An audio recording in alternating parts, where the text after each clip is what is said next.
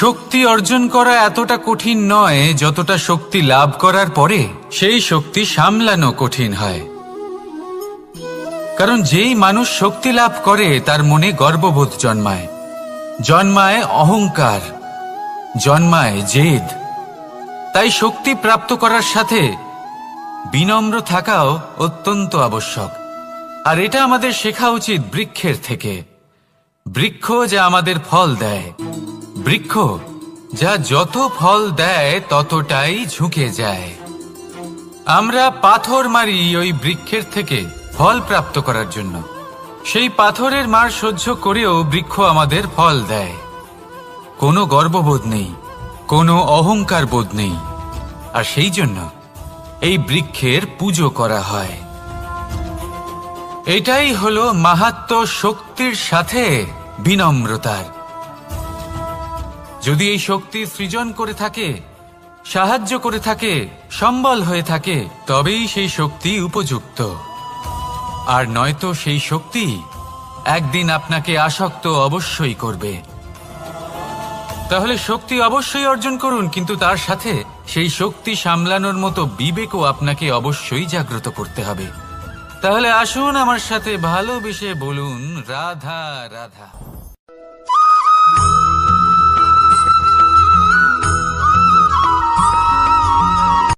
কথায় আছে অন্ধকারে প্রদীপ প্রজ্বলিত করলে চতুর্দিক আলোকিত হয়। কিন্তু যদি এই প্রদীপ আমি সূর্যের আলোর সম্মুখে সকালবেলায় প্রজ্বলিত করে রেখে দিই, তাহলে কি হবে? আপনি বলবেন যে এটা করে তো কোনো লাভই হলো না। সূর্যের প্রকাশের সামনে এই প্রদীপ আসলে কিছুই নয়। এবার এই চিন্তা ভাবনা প্রত্যেক দিন করতে হবে, আর একটা অমূল্য শিক্ষা পেতে হবে। মনে করুন যে আপনি মহাপুরুষের সামনে বসে আছেন, কোনো মহাজ্ঞানীর সামনে। তাহলে সেই ব্যক্তির সামনে নিজের জ্ঞানের প্রদীপ প্রজ্বলিত করবেন না, নীরব থাকুন। আর সেই ব্যক্তির সূর্যের প্রকাশের মতো জ্ঞান প্রাপ্ত করুন। যতটা পারবেন জ্ঞান লাভ করুন। যদি এমন কোনো সময়, এমন কোনো স্থানে আপনি আছেন যেখানে চতুর্দিক অন্ধকার, কারোর কাছেই জ্ঞান নেই, সেখানে নিজের জ্ঞানের প্রদীপ প্রজ্বলিত করুন। এমন করলে দুদিক থেকেই আপনার লাভ হবে। আপনার জ্ঞান প্রাপ্তিও হবে, আর জ্ঞানের সঠিক প্রয়োগও করতে পারবেন। আর এই মন প্রসন্ন হয়ে বলবে রাধা রাধা।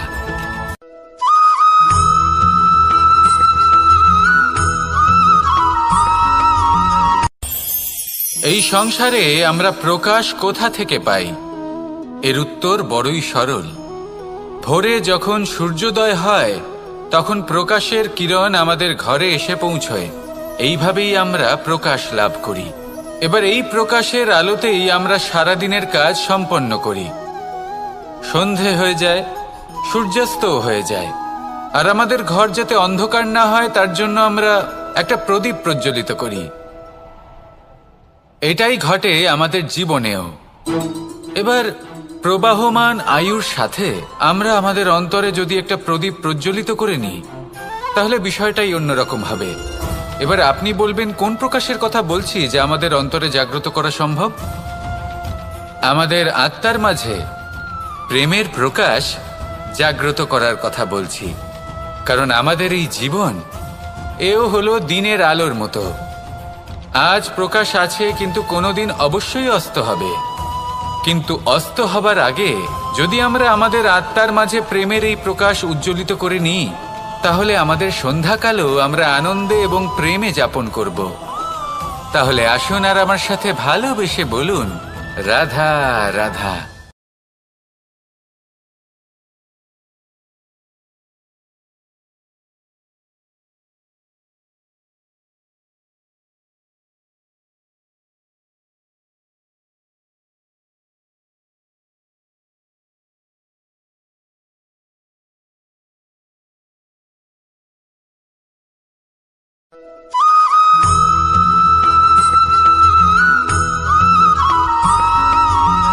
কথায় আছে যে এমন কোনো অক্ষর নেই যার দ্বারা কোনো মন্ত্র হয় না। এমন কোনো বনস্পতি নেই যা নিজেই একটা ঔষধি নয়। পৃথিবীর এমন কোনো ব্যক্তি নেই যার মধ্যে কোনো যোগ্যতা থাকে না। শুধু প্রয়োজন হলো যে ব্যক্তিকে আমরা খুঁজে চলেছি তাকে সঠিকভাবে চিনে নেওয়া। যদি তার যোগ্যতা, তার বিশেষত্ব আমরা বুঝতেই না পারি, তাহলে আর লাভ কি রইল? এই সংসারে এমন অনেক ব্যক্তি রয়েছেন যারা ছোট ছোট অসফলতার কারণে আপনাকে এটা বলে দেবে যে আপনি কোনো কাজের নন, আপনি হলেন মূর্খ, আপনি কিছুই করতে পারবেন না। এইসব কথায় কখনোই বিশ্বাস করবেন না, কারণ আপনি এবং প্রত্যেকটি জীব এই পরমাত্মা এবং এই প্রকৃতির সৃষ্টি, যা অত্যন্ত বিশেষ। যদি আপনাকে উদাহরণ দিই তাহলে একদিকে আছে তরোয়াল, একটা বড় লম্বা তরোয়াল যার দ্বারা যুদ্ধ করা যায়, জয়লাভ করা যায়। আর অন্যদিকে রয়েছে একটা ছোট্ট সূচ, কিন্তু যে কাজ একটা ছোট্ট সূচ করতে পারে তা একটা তরোয়াল দ্বারা সম্ভব নয়। এর অর্থ হলো এটাই যে প্রত্যেকটা রচনা অত্যন্ত অমূল্য এবং অত্যন্ত বিশেষ হয়। তাহলে বিশ্বাস রাখুন যে আপনি অত্যন্ত বিশেষ একজন, আর প্রেমের সাথে বলুন রাধা রাধা।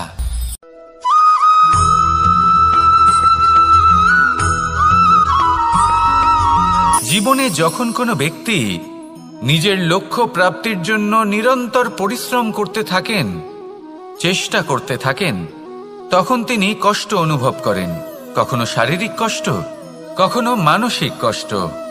এবার উনি এটা ভাবতে থাকেন যে আমি কি উচিত করছি নাকি অনুচিত করছি, কারণ অন্যদিকে এমন একজন ব্যক্তিও আছেন যিনি একদমই পরিশ্রম, চেষ্টা করছেন না। তিনি মদিরা পান করেন, বিলাসিতায় জীবন কাটান, অলস প্রকৃতির হয়ে ওঠেন, নিদ্রাতে বিলীন হয়ে থাকেন আর ভাবেন যে তিনি সুখ লাভ করছেন। কিন্তু এরকম কেন হয়?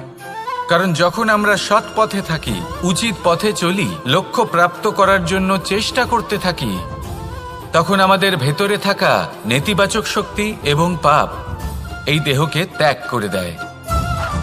আর এই অনুভূতিটাই আমাদের দুঃখের অনুভূতি দেয়, কষ্ট দেয়। এবার সেখানে যদি আমরা কুপথে চলি, অনুচিত পথে চলতে থাকি, তাহলে আমাদের ভেতরে থাকা পুণ্য এবং ধনাত্মক শক্তি আমাদের দেহ ত্যাগ করে দেয়। আর এই অনুভূতির কারণেই আমরা সুখ অনুভব করি। কিন্তু কখনো ভাববেন যে এই সুখ বেশি সময় পর্যন্ত থাকে না। সেই জন্য সবসময় মনে রাখবেন, যদি আপনি জানেন যে এটাই আপনার লক্ষ্য, এটাই উচিত পথ, শুভ পথ, তাতে নিরন্তরভাবে এগিয়ে যেতে চেষ্টা করতে থাকুন। এই কষ্ট আপনাকে সুখের পরাকাষ্ঠায় কখন পৌঁছে দেবে তা আপনি জানতেই পারবেন না। আসুন আমার সাথে ভালোবেসে বলুন রাধা রাধা।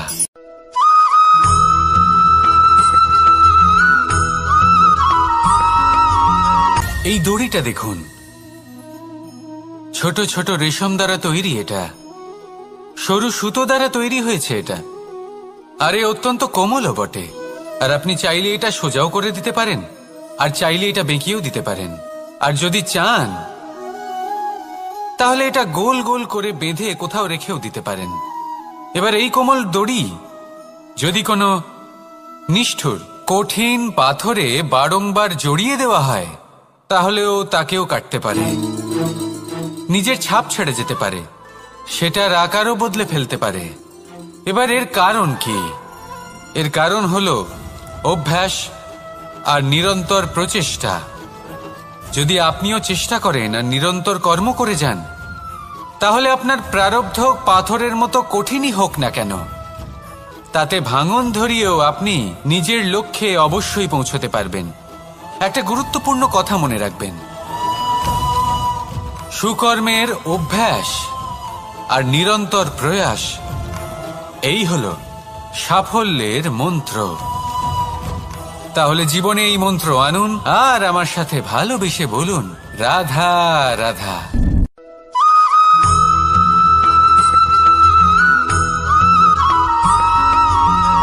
এই সংসারে কোনো বস্তু হোক বা ব্যক্তি হোক, তার একার গুরুত্ব কিন্তু খুব বেশি নয়। একটা উদাহরণ হিসেবে বৃষ্টির ফোঁটাকে ভেবে দেখুন। যদি একটি বৃষ্টির ফোঁটা হয় তাহলে তার খুব বেশি গুরুত্ব থাকে না, কিন্তু যখন সহস্র বৃষ্টির ফোঁটা মেঘের মধ্যে দিয়ে ঝরে পড়ে তখন সেটা বর্ষার রূপ ধারণ করে। সেই বর্ষা যা এই প্রকৃতিকে শান্ত করে। সেইভাবেই পাথরের ছোট টুকরো তার খুব বেশি গুরুত্ব থাকে না, কিন্তু যখন অসংখ্য পাথরের টুকরো একত্রিত হয় তখন তা পর্বতের আকার ধারণ করে। সেইভাবেই কিছু মানুষ যখন একত্রিত হন তখন তৈরি হয় পরিবার, কিছু পরিবার যখন একত্রিত হয় তখন তৈরি হয় সমাজ, যখন অনেক সংখ্যক সমাজ একত্রিত হয় তখন তৈরি হয় রাজ্য। এবার এই রাজ্যের সবথেকে গুরুত্বপূর্ণ ব্যক্তি হতে পারেন রাজা, কিন্তু তাও সেই রাজা একা কিছু করতে পারেন না। যুদ্ধ লড়ার সময় তারও নিজের সৈন্যদলকে প্রয়োজন পড়ে। কিন্তু এই সংসারে এমন একজন ব্যক্তি আছেন যিনি একাই সব কাজ করতে থাকেন, এবং সেই ব্যক্তি হলেন মা। আমাদের জীবনে একজন পিতার ভূমিকা কিন্তু নিঃসন্দেহে অমূল্য, কিন্তু আমাদের সকলের জীবনে যে ভূমিকা একজন মায়ের তা অন্য কারোর থাকে না। একজন মা একাই সন্তানকে বড় করতে পারেন, সংস্কারী করে তুলতে পারেন, তার জন্য পরিশ্রম করেন। আর এত কিছু কাজ করার পরেও তার কাজের জন্য তিনি প্রশংসা অবশ্য পান না। উল্টে যদি সেই সন্তান অনুচিত পথে চালিত হয়, অনুচিত কর্ম করে, তখন সেই মাকেই অপবাদের পাত্র হয়ে উঠতে হয়। আমাদের জীবনে মায়ের যোগদান কতটা সেটা বুঝুন। আপনাকে বড় করে তোলার জন্য উনি কতটা পরিশ্রম করেছেন সেটা বুঝুন। আজ থেকে, এখন থেকে, এই মুহূর্ত থেকে মাকে সম্মান করতে শিখুন। যখন সময় পাবেন, যখন সুযোগ হবে, তখন তার প্রশংসা করুন, ওনারও ভালো লাগবে। আর মায়ের এই মমতার জন্য, তার এই ভূমিকার জন্য আসুন সবাই মিলে আমরা তাকে প্রণাম করি, আর সকলে মিলে ভালোবেসে বলি, রাধা রাধা।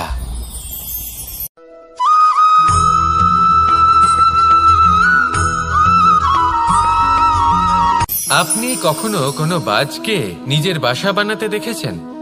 এই বাজ যখনই কোনো বাসা বানায় তখন উঁচু গাছের ডালে বা কোনো পর্বতের শিখরে বাসা বানায়, অনেক উচ্চতায়, আর সেখানে তার সন্তানও জন্মগ্রহণ করে। যখন এই সন্তানেরা জন্মায় তখন এই বাজ খুবই ভালোবেসে এবং খুব সাবধানে এদের পালন পোষণ করে, নিজের ঠোঁট দিয়ে তাদের ঠোঁটে খাবার পরিবেশন করে। কিন্তু যেই সেই সন্তানেরা হৃষ্টপুষ্ট হয়ে যায় এবং সেই কথা বাজ নিজে বুঝতে পেরে যায়, সেই বাজ নিজেই সেই বাসা ছিন্ন ভিন্ন করে দেয়।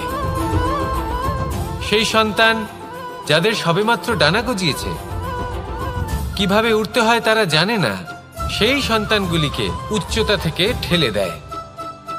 সেই সন্তান প্রথমে ভয়ভীত হয়ে যায়।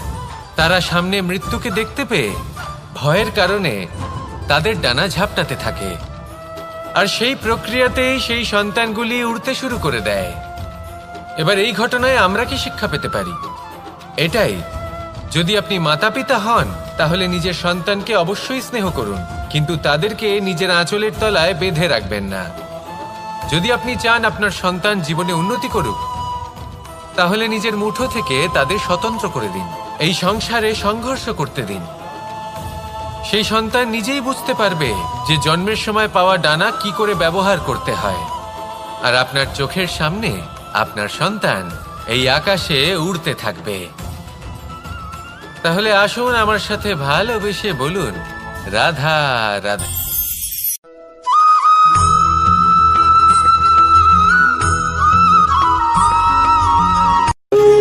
যখন মানুষের মৃত্যু হয় তখন কি হয়? অনেক সংখ্যক মানুষ শোক পালন করতে চলে আসেন। যে ব্যক্তি মৃত্যু লাভ করেছেন তার অনেক বস্তু থাকে যেগুলো তার প্রিয়, যেগুলো তিনি ব্যবহার করেছেন, তার শয্যা, তার বস্ত্র, তার আভূষণ, সবকিছু তার থেকে বিচ্ছিন্ন করা হয় এবং খালি হাতে তাকে শ্মশানের উদ্দেশ্যে রওনা করা হয়।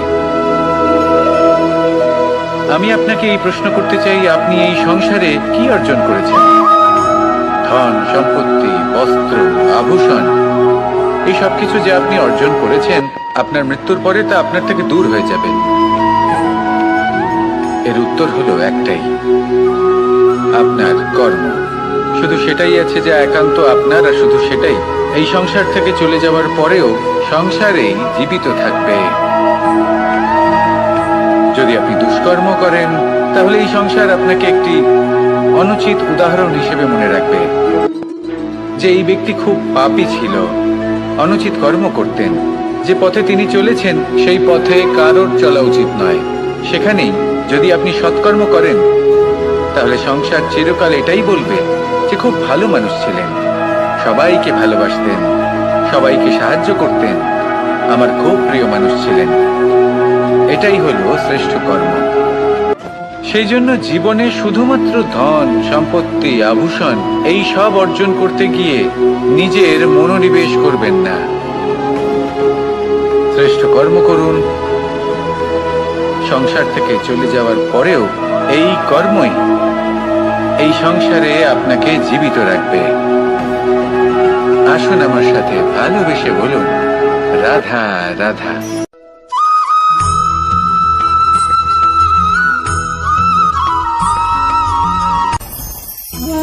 ভোজন। এবার ভোজন সংগ্রহ করার জন্য মানুষ কি না করেন, সব সময় চেষ্টা করতে থাকেন। ফসল উৎপাদনের জন্য অনেক পরিশ্রম করতে থাকেন, কিন্তু অনেক সময় অনেক পরিশ্রম করার পরেও ফসল ভালো উৎপাদন হয় না। এর কারণ কি? কারণ হলো এটাই যে আপনি পরিশ্রম হয়তো অনেক করেছেন, কিন্তু আপনার নজর তো সেই বীজের দিকে ছিলই না যা আপনি রোপণ করেছেন। সেই জন্য সব সময় কোনো বীজ রোপণ করার আগে তাকে পরখ করে দেখুন, তা অত্যন্ত আবশ্যক। আর সেইভাবেই যখনই কোনো কর্মের প্রশ্ন আসে, তাহলে সেখানে শুধুমাত্র পরিশ্রম যথেষ্ট নয়। সেই কাজের প্রতি আপনার কর্তব্য কি, আপনার উদ্দেশ্য কি, সেটা জানা হলো অত্যন্ত গুরুত্বপূর্ণ। তাই কর্ম করুন, কিন্তু সেই কর্মের প্রতি আপনার যা উদ্দেশ্য তার মাহাত্ম্য বুঝতে চেষ্টা করুন। তাহলে আসুন আমার সাথে ভালোবেসে বলুন, রাধা রাধা।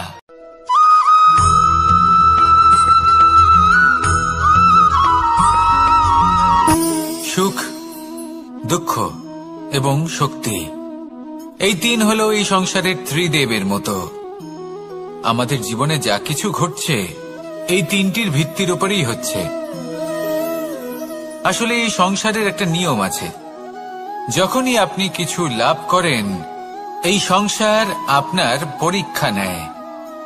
এটা জানার জন্য আপনার পরীক্ষা নেয় যে আপনি যা কিছুই লাভ করেছেন, আপনি কি আদৌ সেটার যোগ্য কিনা। ঠিক সেইভাবেই এই সুখ, দুঃখ এবং শক্তি আপনার পরীক্ষা নিয়ে থাকে। যখন সুখ আসে তখন সে আপনার পরীক্ষা নেয় যে আপনার মধ্যে অহংবোধ জাগ্রত হয়নি তো। যদি অহংবোধ চলে আসে তাহলে সুখ সেখানেই সঙ্গ ত্যাগ করে। দুঃখ আপনার ধৈর্যের পরীক্ষা নিতে থাকে, আর যদি আপনার মধ্যে ধৈর্য না থাকে তাহলে এটা আপনাকে আরো বেশি দুঃখের গভীর অন্ধকারে ঠেলে দেবে।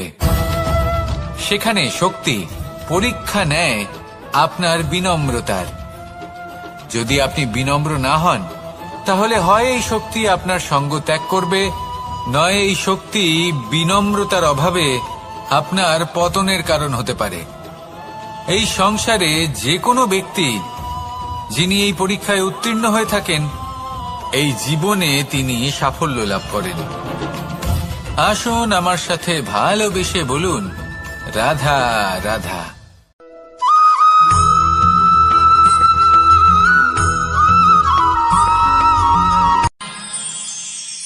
আমরা সবাই সূর্যকে সম্মান কেন করি? কারণ আমরা জানি যে সন্ধেবেলা যখন সূর্যাস্ত হবে তখন শুধুমাত্র অন্ধকার বাকি থাকবে। ঠিক কিছুটা এরকমই হয় আমাদের মাতা পিতাও, যিনি আমাদের জন্ম দেন, আমাদের ভরণ পোষণ করেন, আমাদের বড় করেন, আমাদের প্রেম প্রদান করেন। কখনো কখনো তাদের মুখ থেকে কটু কথা নিঃসৃত হয়, আমাদের দুঃখ হয়, কিন্তু তখন আমাদের এটা বোঝা উচিত এগুলি নিঃসৃত হচ্ছে আমাদেরই মঙ্গলের জন্য।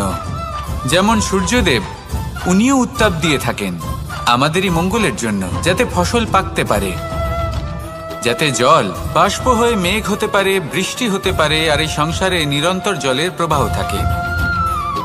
আমাদের মাতা পিতা, তাদের কঠোর আচরণ, তাদের কঠোর অনুশাসনের পেছনে লুকিয়ে থাকে ওনাদের ভালোবাসা। আমাদের তা বুঝতে হবে, সসম্মানে ওনাদের গ্রহণ করতে হবে। কারণ ঠিক সূর্যাস্তের পরে যেমন চতুর্দিক অন্ধকারচ্ছন্ন হয়ে যায়, তেমনি আমাদের জীবন থেকে যখন আমাদের মাতা পিতা চলে যায়, তখন আমাদের জীবনেও শুধু এবং শুধুমাত্র অন্ধকারই ছেয়ে থাকে। সেই জন্য নিজের মাতা পিতাকে সম্মান করুন, ওনাদের ভালোবাসা প্রদান করুন।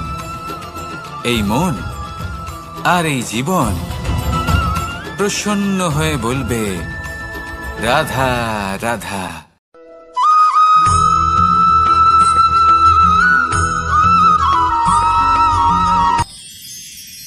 মানুষ তার জীবনে দুই ধরনের পরিস্থিতিকে খুব ভয় পায়।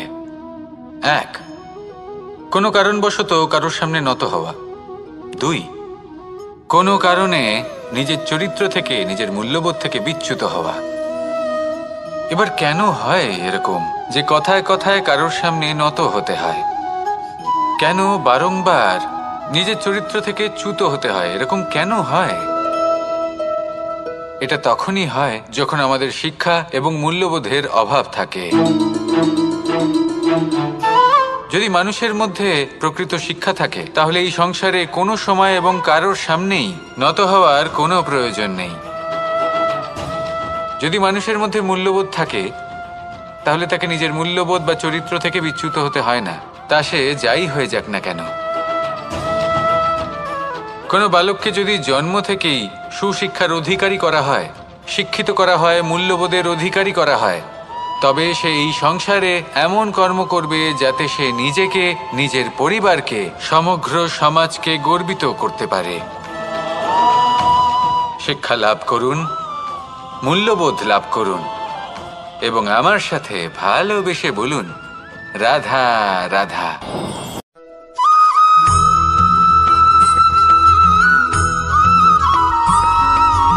কথায় আছে, প্রত্যেক পুত্র তার পিতার প্রতিচ্ছবি হয়, আর সমস্ত প্রতিচ্ছবি চায় যেন সে তার অস্তিত্ব প্রাপ্ত করতে পারে। পুত্র চায় সে যেন তার পিতার মতো হয়, বা কখনো কখনো তার থেকেও শ্রেষ্ঠ হয়। সেটা কোনো অনুচিত ব্যাপার নয়। অনুচিত তখন হয় যখন পুত্র নিজের পিতার মতো হবার স্বপ্ন পূরণ করতে গিয়ে বা তার থেকেও শ্রেষ্ঠ হওয়ার স্বপ্ন পূরণে অনুচিত পথের আশ্রয় নেয়। কারণ তারপরে সে তার পিতার গুণগুলি আত্মসাৎ করতে চায় না। সে শুধুই এটা চায় যে সংসারের চোখে যেন আমি শ্রেষ্ঠ প্রমাণিত হই। এটা অনুচিত। সংসারে এমন অনেক মানুষ আছেন যারা এই কারণে শ্রেষ্ঠ হওয়ার চেষ্টা করেন যাতে তার পরিবারের, তার পিতার সম্মান বৃদ্ধি পায়। এমনও মানুষ থাকেন, আর এটাই হলো পার্থক্য উদ্দেশ্যের।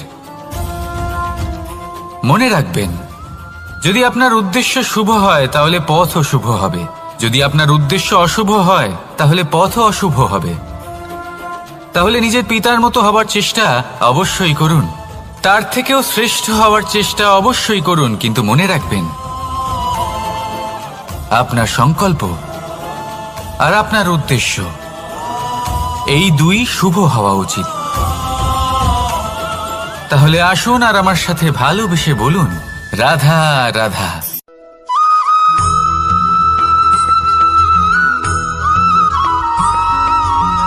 এই সংসারের সব থেকে গুরুত্বপূর্ণ তত্ত্ব কোনটা? প্রথম হলো সময়। জন্ম থেকে মৃত্যু পর্যন্ত এই যে সময়, এটাই তো হলো জীবন। দ্বিতীয় হলো জীবন, যাতে আমরা সময়ের সদ্ব্যবহার করি, শ্রেষ্ঠ থেকে শ্রেষ্ঠতর কাজ করার চেষ্টা করি। বহু বছরের এই পরম্পরা, এই সংস্কৃতিকে এগিয়ে নিয়ে যাওয়ার চেষ্টা করি। এই সংসারে আমরা অংশগ্রহণ করতে চেষ্টা করি। তৃতীয় হলো ধন, সেই ধন যা প্রত্যেক ব্যক্তি অর্জন করতে চেষ্টা করেন। এবার এই তিনটি তত্ত্বের মধ্যে একটা সামঞ্জস্য আছে, সমান ব্যাপার আছে। সে ধনী হোক বা সময় হোক বা হোক জীবন। আর সেই সমান ব্যাপার হলো যে যদি আপনি এটা গণনা করতে থাকেন তাহলে তা কমতে থাকে, যদি আপনি এটা ব্যবহার করেন তাহলে তা বাড়তে থাকে। একে সংগঠিত করে রাখতে চেষ্টা করলে এ হাত থেকে ফসকে যায়, কিন্তু যদি আপনি একে সামলে রাখতে শিখে যান তাহলে এমন কাজ করবেন যাতে সংসারের সাথে সাথে পরবর্তী প্রজন্ম লাভবান হবে। যদি কিছু শিখতে চান তাহলে সামলাতে শিখুন, গণনা করা বা সংগঠিত করা নয়। আসুন আর আমার সাথে ভালোবেসে বলুন, রাধা রাধা।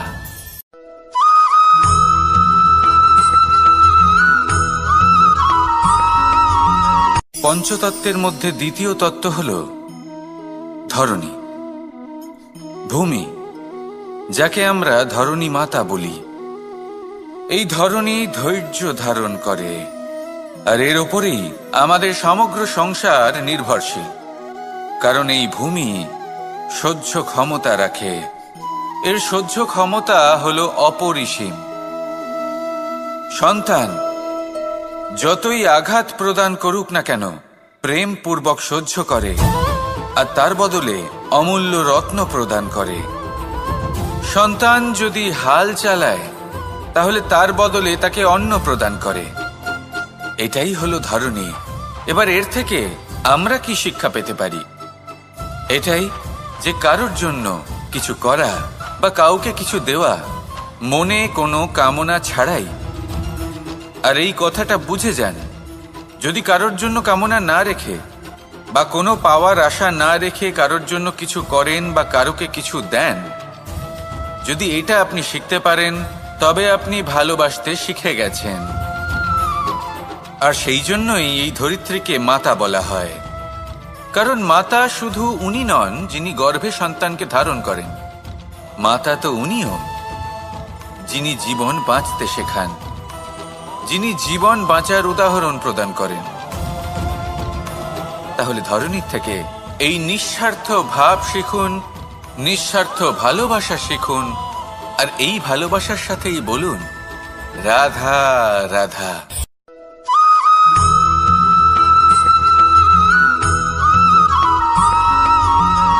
এই সংসারে কোনো বস্তু হোক বা ব্যক্তি হোক, তার একার গুরুত্ব কিন্তু খুব বেশি নয়। একটা উদাহরণ হিসেবে বৃষ্টির ফোঁটাকে ভেবে দেখুন।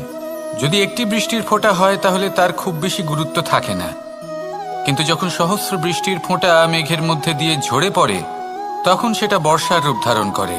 সেই বর্ষা যা এই প্রকৃতিকে শান্ত করে। সেইভাবেই পাথরের ছোট টুকরো তার খুব বেশি গুরুত্ব থাকে না, কিন্তু যখন অসংখ্য পাথরের টুকরো একত্রিত হয় তখন তা পর্বতের আকার ধারণ করে।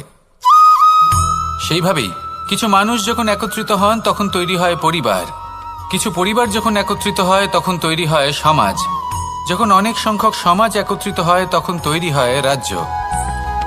এবার এই রাজ্যের সবথেকে গুরুত্বপূর্ণ ব্যক্তি হতে পারেন রাজা, কিন্তু তাও সেই রাজা একা কিছু করতে পারেন না।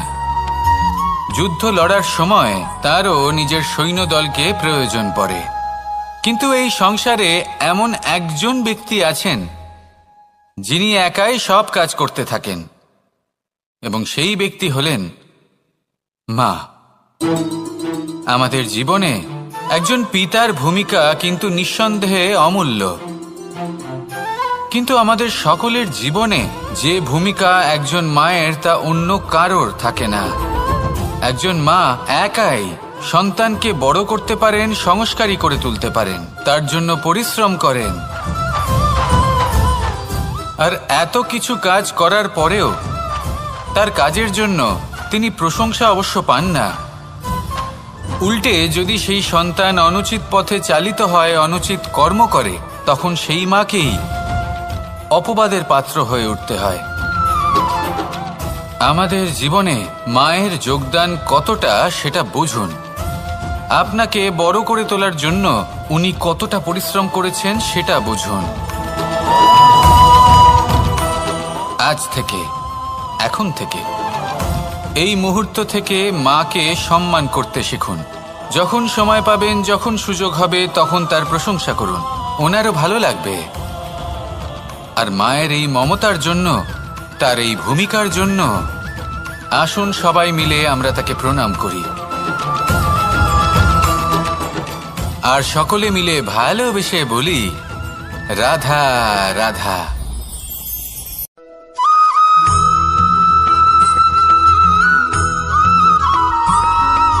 মানুষের একটি সমস্যা আছে যে মানুষ সাফল্যকে মাপতে থাকেন, লক্ষ্যপ্রাপ্তিকে মাপতে থাকেন এবং তার তুলনা করতে থাকেন যে ও এত কিছু পেল আর আমি পেলাম না, ওর কাছে এত কিছু আছে কিন্তু আমার কাছে নেই। এই তুলনা করার জন্য ওনারা দুঃখী হয়ে পড়েন, নিরাশ হয়ে পড়েন। তাই আমি একটা প্রশ্ন করছি যে এটা কি উচিত? এই সংসারে আপনি কি নিয়ে তুলনা করবেন, যেখানে সূর্যদেব চন্দ্রমা দুজনেই আছেন, দুজনেই হলেন বিশেষ, দুজনেই নিজ নিজ সময়ে উদিত হন। এদের মধ্যে একজন না থাকলে তাহলে আমাদের জীবন কঠিন হয়ে পড়বে। ঠিক সেইভাবেই আপনি যদি একটা বড় রেখা অঙ্কন করেন তাহলে অন্য রেখাটি ছোট হয়ে পড়ে না, সে তেমনই থাকে যেমনটা সে ছিল। আপনার অস্তিত্ব কখনো ছোট বা বড় হতে পারে না, শুধু তুলনা করার জন্য আপনার এটা মনে হতে পারে।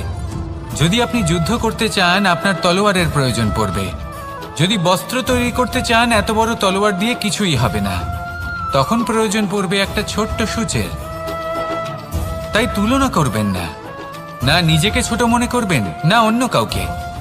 সবার সাথে সহযোগিতা করুন, আর যদি তুলনা করতেই হয় নিজের সাথে করুন, যে কাল আমি কেমন ব্যক্তি ছিলাম, আজ কি তার থেকে শ্রেষ্ঠ হয়ে উঠতে পেরেছি। ভেবে দেখুন ভবিষ্যতে গিয়ে আপনি কতটা শ্রেষ্ঠ ব্যক্তি হতে পারেন। আসুন আমার সাথে ভালোবেসে বলুন, রাধা রাধা।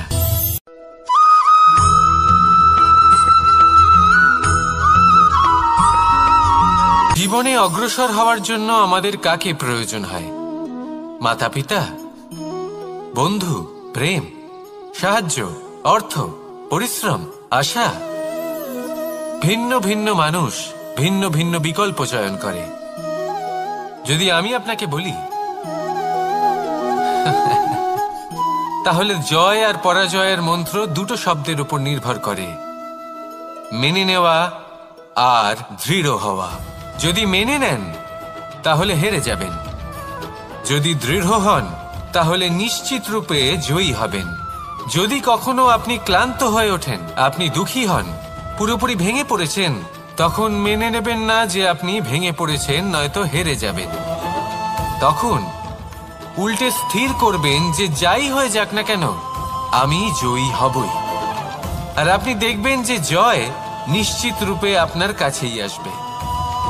তাহলে এই কথা মনে রাখবেন আর আমার সাথে ভালোবেসে বলবেন, রাধা রাধা।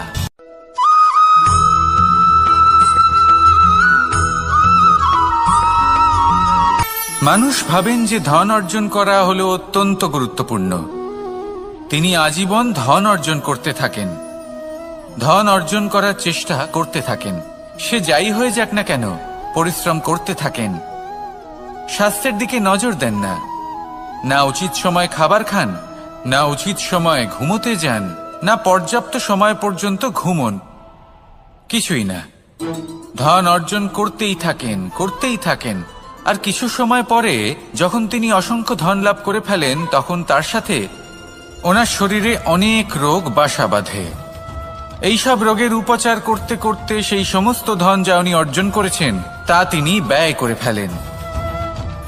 শেষ পর্যন্ত কি হয়? আমরা যেভাবে এসেছি ঠিক সেইভাবেই ফিরে যাই, ধন এখানেই থেকে যায়। দেখুন, একটা অত্যন্ত গুরুত্বপূর্ণ কথা রয়েছে যে আপনার বোঝা উচিত।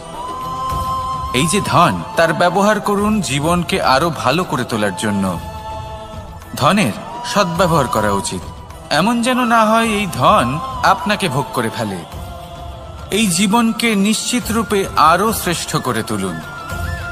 কিন্তু এই ধন অর্জন করার এই প্রক্রিয়াতে নিজের সারা জীবনকে নষ্ট করে ফেলবেন না।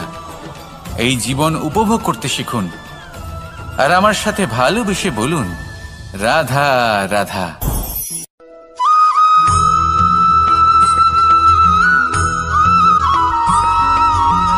পঞ্চতত্ত্বের মধ্যে দ্বিতীয় তত্ত্ব হল ধরণী, ভূমি, যাকে আমরা ধরণী মাতা বলি। এই ধরণী ধৈর্য ধারণ করে, আর এর ওপরেই আমাদের সমগ্র সংসার নির্ভরশীল। কারণ এই ভূমি সহ্য ক্ষমতা রাখে, এর সহ্য ক্ষমতা হলো অপরিসীম। সন্তান যতই আঘাত প্রদান করুক না কেন, প্রেম পূর্বক সহ্য করে, আর তার বদলে অমূল্য রত্ন প্রদান করে। সন্তান যদি হাল চালায়, তাহলে তার বদলে তাকে অন্ন প্রদান করে। এটাই হলো ধরণী। এবার এর থেকে আমরা কি শিক্ষা পেতে পারি? এটাই যে কারোর জন্য কিছু করা বা কাউকে কিছু দেওয়া মনে কোনো কামনা ছাড়াই।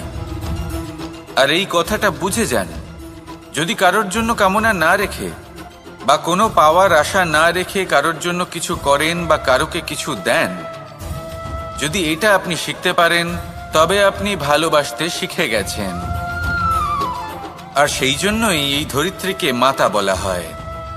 কারণ মাতা শুধু উনি নন যিনি গর্ভে সন্তানকে ধারণ করেন, মাতা তো উনিও যিনি জীবন বাঁচতে শেখান, যিনি জীবন বাঁচার উদাহরণ প্রদান করেন। তাহলে ধরণীর থেকে এই নিঃস্বার্থ ভাব শিখুন, নিঃস্বার্থ ভালোবাসা শিখুন, আর এই ভালোবাসার সাথেই বলুন রাধা রাধা।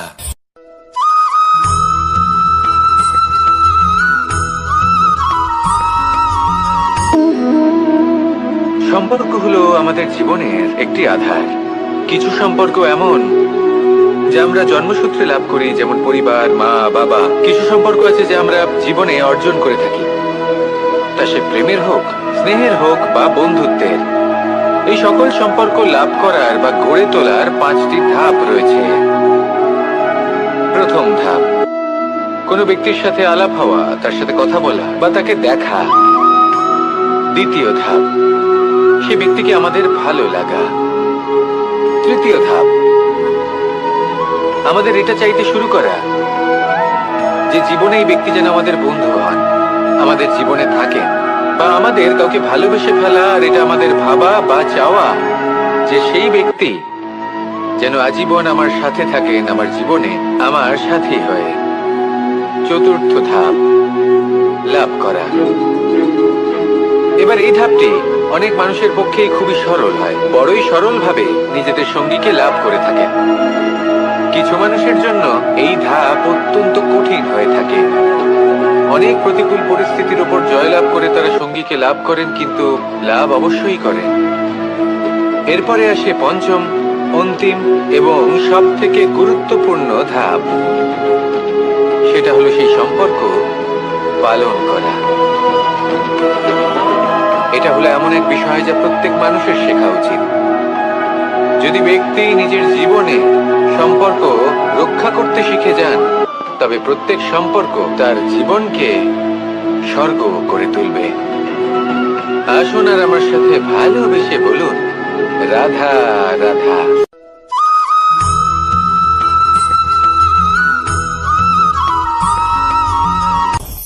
আপনি কখনো পর্বতের শিখরে উঠেছেন? আপনি দেখতে পাবেন পর্বতের পদতলে প্রচুর সুন্দর ফুল রয়েছে, সবুজ বনানী রয়েছে। যত আপনি ওপরে উঠতে থাকবেন, তত ফুল কমতে থাকবে, সবুজ বনানী কমতে থাকবে। আরো কিছুটা ওপরে উঠলে কাঁটা জাতীয় গাছ দেখতে পাবেন, শুকনো গাছ দেখতে পাবেন। আরো যদি ওপরে ওঠেন তাহলে পাষাণ দেখতে পাবেন। আরো ওপরে উঠলে হিমখণ্ড দেখতে পাবেন।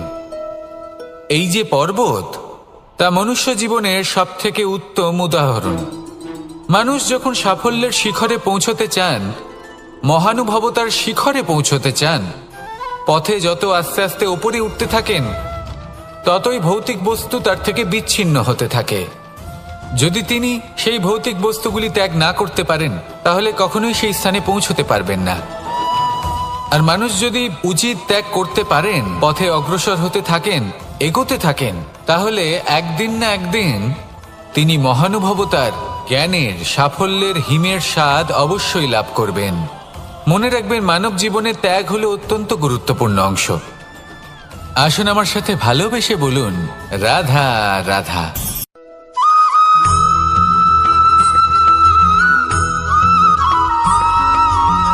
মানুষের মানসিকতা এমন হয় যে সে যতটা করে আশা করে যে তার থেকে অনেক বেশি তার বদলে সে পাবে।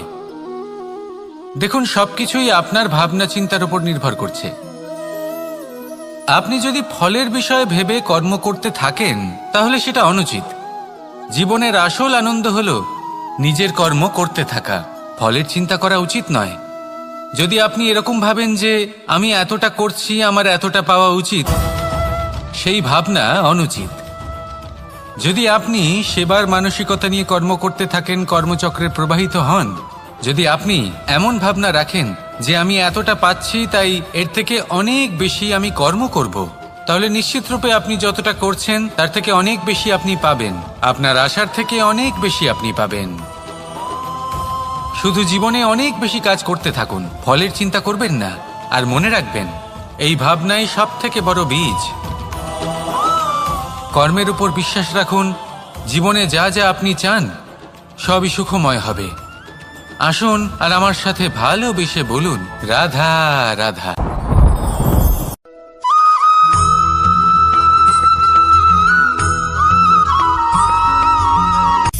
সূচের শেষে একটি ছিদ্র থাকে যার দ্বারা আমরা এই সুতো পরাতে পারি, আর তারপর সূচের সাহায্যে এই সুতো দিয়ে বস্ত্র সেলাই করা যায়।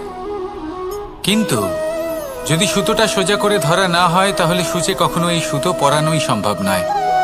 যদি এতে কোনো গিঁট পড়ে তখন তা কখনোই এই ছিদ্র দ্বারা প্রবেশ করা সম্ভব নয়। ঠিক এইভাবেই যদি আপনি কারোর জীবনে প্রবেশ করতে চান, কারোর অন্তরে প্রবেশ করতে চান, তাহলে আপনাকেও সহজ থাকতে হবে। এতে কোনো গিঁট থাকলে চলবে না, অর্থাৎ মনে যাতে কোনো মালিন্য না থাকে, যেন কোনো কুচিন্তা না থাকে। যদি এসব থাকে তাহলে আপনি কখনো কারোর জীবনে প্রবেশ করতে পারবেন না। আর যদি কোনোভাবে আপনি প্রবেশ করেও যান তাহলে তার মনে ঘর করতে পারবেন না। নিজেকে এই সুতোর মতন করে তুলুন, সহজ। মনে যেন কোনো কুচিন্তা না থাকে, সবার প্রতি যেন সদ্ভাবনা থাকে, শুভ চিন্তা থাকে। এমনটা করতে থাকুন।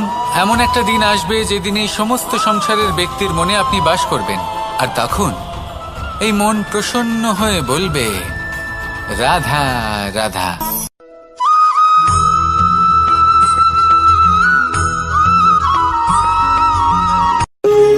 যখন মানুষের মৃত্যু হয় তখন কি হয়? অনেক সংখ্যক মানুষ শোক পালন করতে চলে আসেন। যে ব্যক্তি মৃত্যু লাভ করেছেন তার অনেক বস্তু থাকে যেগুলো তার প্রিয়, যেগুলো তিনি ব্যবহার করেছেন।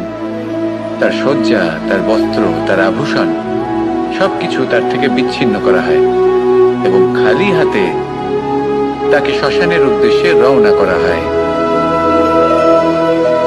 আমি আপনাকে এই প্রশ্ন করতে চাই, আপনি এই সংসারে কি অর্জন করেছেন? ধন সম্পত্তি, বস্ত্র, আভূষণ, এই সবকিছু যে আপনি অর্জন করেছেন, আপনার মৃত্যুর পরে তা আপনার থেকে দূর হয়ে যাবে। এর উত্তর হলো একটাই, আপনার কর্ম। শুধু সেটাই আছে যা একান্ত আপনার, আর শুধু সেটাই এই সংসার থেকে চলে যাওয়ার পরেও সংসারেই জীবিত থাকবে। যদি আপনি দুষ্কর্ম করেন তাহলে এই সংসার আপনাকে একটি অনুচিত উদাহরণ হিসেবে মনে রাখবে যে এই ব্যক্তি খুব পাপী ছিল, অনুচিত কর্ম করতেন। যে পথে তিনি চলেছেন সেই পথে কারোর চলা উচিত নয়। সেখানেই যদি আপনি সৎকর্ম করেন তাহলে সংসার চিরকাল এটাই বলবে যে খুব ভালো মানুষ ছিলেন, সবাইকে ভালোবাসতেন, সবাইকে সাহায্য করতেন, আমার খুব প্রিয় মানুষ ছিলেন। এটাই হলো শ্রেষ্ঠ কর্ম। সেই জন্য জীবনে শুধুমাত্র ধন সম্পত্তি, আভূষণ এই সব অর্জন করতে গিয়ে নিজের মনোনিবেশ করবেন না। শ্রেষ্ঠ কর্ম করুন। সংসার থেকে চলে যাওয়ার পরেও এই কর্মই এই সংসারে আপনাকে জীবিত রাখবে। আসুন আমার সাথে ভালোবেসে বলুন, রাধা রাধা।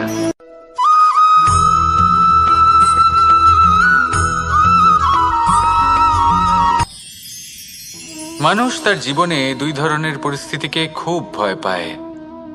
এক, কোনো কারণবশত কারোর সামনে নত হওয়া। 2, কোনো কারণে নিজের চরিত্র থেকে, নিজের মূল্যবোধ থেকে বিচ্যুত হওয়া। এবার কেন হয় এরকম যে কথায় কথায় কারোর সামনে নত হতে হয়? কেন বারংবার নিজের চরিত্র থেকে চ্যুত হতে হয়? এরকম কেন হয়?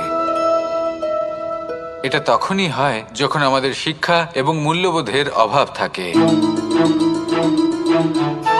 যদি মানুষের মধ্যে প্রকৃত শিক্ষা থাকে তাহলে এই সংসারে কোনো সময় এবং কারোর সামনেই নত হওয়ার কোনো প্রয়োজন নেই। যদি মানুষের মধ্যে মূল্যবোধ থাকে তাহলে তাকে নিজের মূল্যবোধ বা চরিত্র থেকে বিচ্যুত হতে হয় না, তা সে যাই হয়ে যাক না কেন। কোনো বালককে যদি জন্ম থেকেই সুশিক্ষার অধিকারী করা হয়, শিক্ষিত করা হয়, মূল্যবোধের অধিকারী করা হয়, তবে সে এই সংসারে এমন কর্ম করবে যাতে সে নিজেকে, নিজের পরিবারকে, সমগ্র সমাজকে গর্বিত করতে পারে। শিক্ষা লাভ করুন, মূল্যবোধ লাভ করুন এবং আমার সাথে ভালোবেসে বলুন, রাধা রাধা।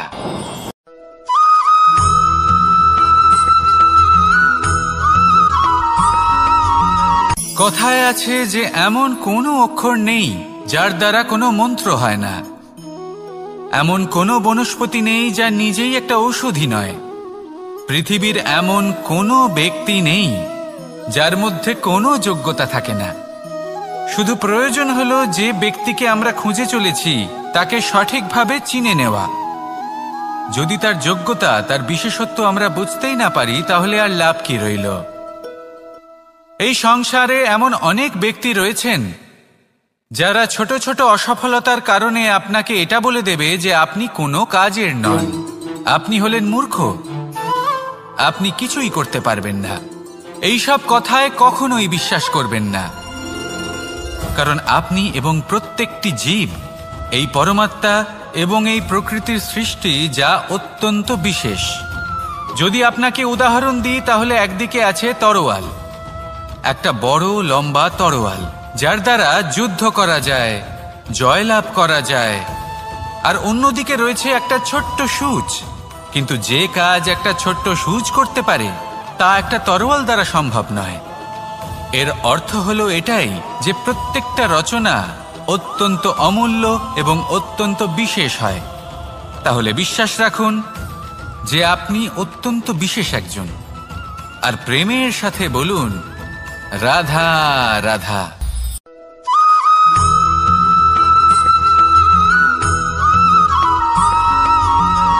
এই সংসারে কোনো বস্তু হোক বা ব্যক্তি হোক, তার একার গুরুত্ব কিন্তু খুব বেশি নয়। একটা উদাহরণ হিসেবে বৃষ্টির ফোঁটাকে ভেবে দেখুন। যদি একটি বৃষ্টির ফোঁটা হয় তাহলে তার খুব বেশি গুরুত্ব থাকে না, কিন্তু যখন সহস্র বৃষ্টির ফোঁটা মেঘের মধ্যে দিয়ে ঝরে পড়ে তখন সেটা বর্ষার রূপ ধারণ করে। সেই বর্ষা যা এই প্রকৃতিকে শান্ত করে। সেইভাবেই পাথরের ছোট টুকরো, তার খুব বেশি গুরুত্ব থাকে না, কিন্তু যখন অসংখ্য পাথরের টুকরো একত্রিত হয় তখন তা পর্বতের আকার ধারণ করে। সেইভাবেই কিছু মানুষ যখন একত্রিত হন তখন তৈরি হয় পরিবার, কিছু পরিবার যখন একত্রিত হয় তখন তৈরি হয় সমাজ, যখন অনেক সংখ্যক সমাজ একত্রিত হয় তখন তৈরি হয় রাজ্য। এবার এই রাজ্যের সবথেকে গুরুত্বপূর্ণ ব্যক্তি হতে পারেন রাজা, কিন্তু তাও সেই রাজা একা কিছু করতে পারেন না। যুদ্ধ লড়ার সময় তারও নিজের সৈন্যদলকে প্রয়োজন পড়ে। কিন্তু এই সংসারে এমন একজন ব্যক্তি আছেন যিনি একাই সব কাজ করতে থাকেন, এবং সেই ব্যক্তি হলেন মা। আমাদের জীবনে একজন পিতার ভূমিকা কিন্তু নিঃসন্দেহে অমূল্য, কিন্তু আমাদের সকলের জীবনে যে ভূমিকা একজন মায়ের তা অন্য কারোর থাকে না। একজন মা একাই সন্তানকে বড় করতে পারেন, সংস্কারী করে তুলতে পারেন, তার জন্য পরিশ্রম করেন, আর এত কিছু কাজ করার পরেও তার কাজের জন্য তিনি প্রশংসা অবশ্য পান না।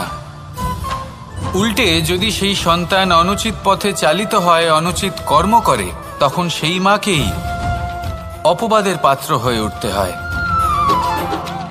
আমাদের জীবনে মায়ের যোগদান কতটা সেটা বুঝুন।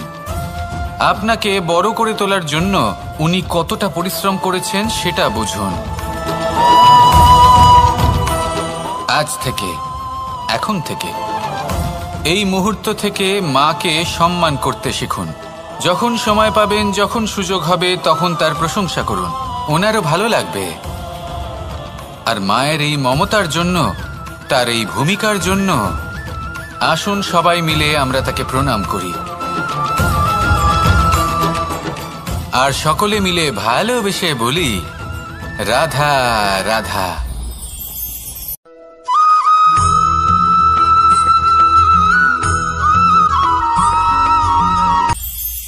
এটা হলো ধান গাছ। এর থেকে যে চাল উৎপন্ন হয় তা মানুষ গ্রহণ করেন। আর এটা কি? এ হলো জংলি ঘাস। একবার ভেবে দেখুন, যদি এই জংলি ঘাস ধান গাছের আশেপাশে থাকে তাহলে কি হবে? ধান উৎপন্ন হতে পারবে? তা উৎকৃষ্ট হতে পারবে? আমরা কি তা গ্রহণ করতে পারবো? কখনোই নয়। এই জংলি ঘাস ধানকে নষ্ট করে দেবে, কিন্তু নিজে জীবিত থাকবে। এটাই হলো আজকের শিক্ষা। এই সংসারে যদি আপনি নীতির পথে চলতে চান, উচিত কর্ম করতে চান, সংসারকে সেবা করতে চান, তাহলে জংলি ঘাসের মতো ব্যক্তিদের থেকে সবসময় দূরে থাকতে হবে। সেই ব্যক্তি যারা দুর্নীতি এবং মিথ্যা দ্বারা পরিপূর্ণ, যাদের ব্যবহার অশুভ, যাদের অনেক অশুভ গুণ রয়েছে, তারা সঠিক নয়। সেই সকল ব্যক্তি যাদের চরিত্র অত্যন্ত দুষ্ট হয়, তারা হয় শুভ চরিত্রের ব্যক্তিকে একদম নষ্ট করে দেয়, নয় নিজের মতো বানিয়ে তোলে। তাই যদি আপনি নীতির পথে চলতে চান, এই সংসারের জন্য শুভ কর্ম করতে চান, তাহলে সেই সঙ্গ লাভ করুন যে সঙ্গ জ্ঞানে পরিপূর্ণ, যাদের মধ্যে অনেক গুণ আছে, যাদের থেকে প্রতিদিন কিছু শিখতে পারবেন। এমন ব্যক্তির সাথে জীবন অতিবাহিত করুন। দুরাচারীদের থেকে দূরে থাকুন। তবেই এই মন প্রসন্ন হয়ে বলবে, রাধা রাধা।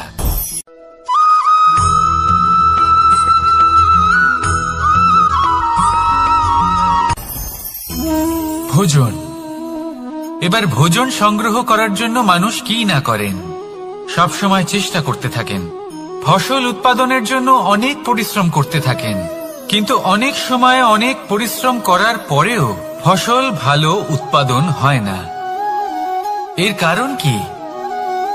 কারণ হলো এটাই যে আপনি পরিশ্রম হয়তো অনেক করেছেন, কিন্তু আপনার নজর তো সেই বীজের দিকে ছিলই না যা আপনি রোপণ করেছেন। সেই জন্য সব সময় কোনো বীজ রোপণ করার আগে তাকে পরখ করে দেখুন। তা অত্যন্ত আবশ্যক।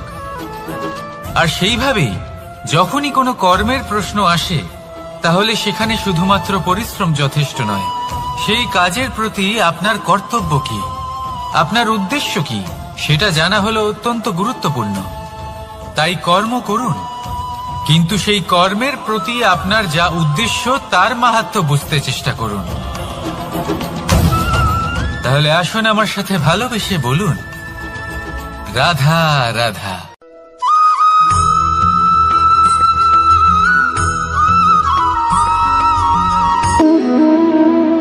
সম্পর্ক হলো আমাদের জীবনের একটি আধার। কিছু সম্পর্ক এমন যা আমরা জন্মসূত্রে লাভ করি, যেমন পরিবার, মা, বাবা। কিছু সম্পর্ক আছে যা আমরা জীবনে অর্জন করে থাকি, তা সে প্রেমের হোক, স্নেহের হোক বা বন্ধুত্বের। এই সকল সম্পর্ক লাভ করার বা গড়ে তোলার 5টি ধাপ রয়েছে। প্রথম ধাপ, কোনো ব্যক্তির সাথে আলাপ হওয়া, তার সাথে কথা বলা বা তাকে দেখা। দ্বিতীয় ধাপ, সে ব্যক্তিকে আমাদের ভালো লাগা। তৃতীয় ধাপ,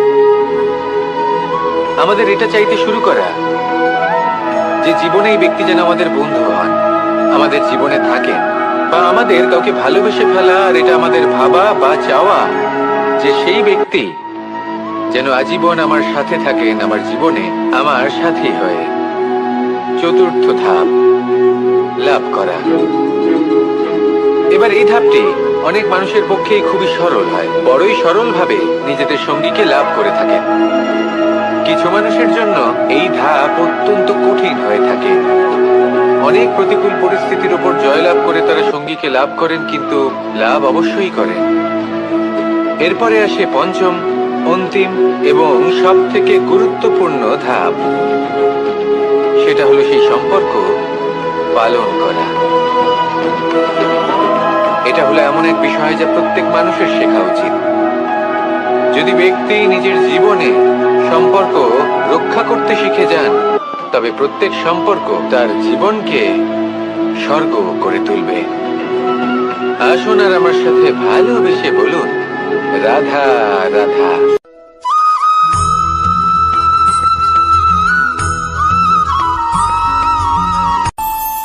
আমাদের মনে যখন কোনো প্রশ্ন ওঠে, কোনো দ্বন্দ্ব জাগে, তখন আমরা যাই আমাদের গুরুর কাছে, আমাদের আরাধ্যের কাছে গিয়ে জিজ্ঞেস করি।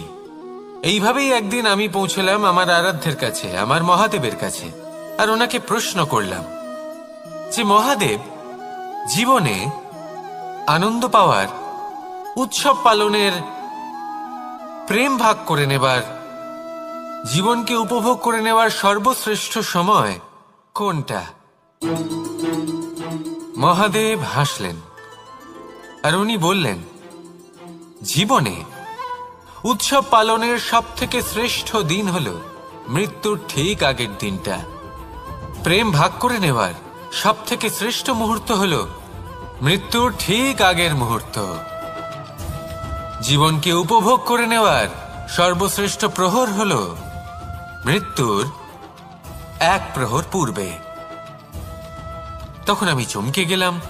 আমি বললাম, কিন্তু মহাদেব, মৃত্যু তো অনিশ্চিত, আমরা জানিও না কবে আমাদের মৃত্যু হবে।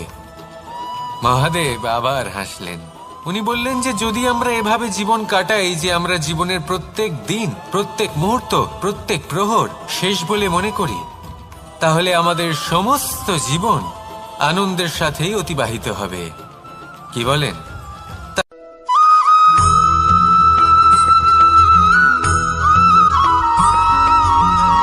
এই সংসারে কোনো বস্তু হোক বা ব্যক্তি হোক, তার একার গুরুত্ব কিন্তু খুব বেশি নয়।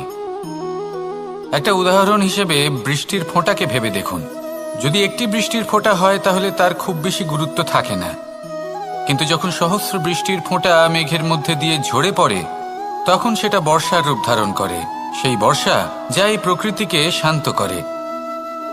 সেইভাবেই পাথরের ছোট টুকরো, তার খুব বেশি গুরুত্ব থাকে না, কিন্তু যখন অসংখ্য পাথরের টুকরো একত্রিত হয় তখন তা পর্বতের আকার ধারণ করে। সেইভাবেই কিছু মানুষ যখন একত্রিত হন তখন তৈরি হয় পরিবার, কিছু পরিবার যখন একত্রিত হয় তখন তৈরি হয় সমাজ, যখন অনেক সংখ্যক সমাজ একত্রিত হয় তখন তৈরি হয় রাজ্য। এবার এই রাজ্যের সব থেকে গুরুত্বপূর্ণ ব্যক্তি হতে পারেন রাজা, কিন্তু তাও সেই রাজা একা কিছু করতে পারেন না। যুদ্ধ লড়ার সময় তারও নিজের সৈন্যদলকে প্রয়োজন পড়ে। কিন্তু এই সংসারে এমন একজন ব্যক্তি আছেন যিনি একাই সব কাজ করতে থাকেন, এবং সেই ব্যক্তি হলেন মা। আমাদের জীবনে একজন পিতার ভূমিকা কিন্তু নিঃসন্দেহে অমূল্য, কিন্তু আমাদের সকলের জীবনে যে ভূমিকা একজন মায়ের তা অন্য কারোর থাকে না। একজন মা একাই সন্তানকে বড় করতে পারেন, সংস্কারী করে তুলতে পারেন, তার জন্য পরিশ্রম করেন। আর এত কিছু কাজ করার পরেও তার কাজের জন্য তিনি প্রশংসা অবশ্য পান না।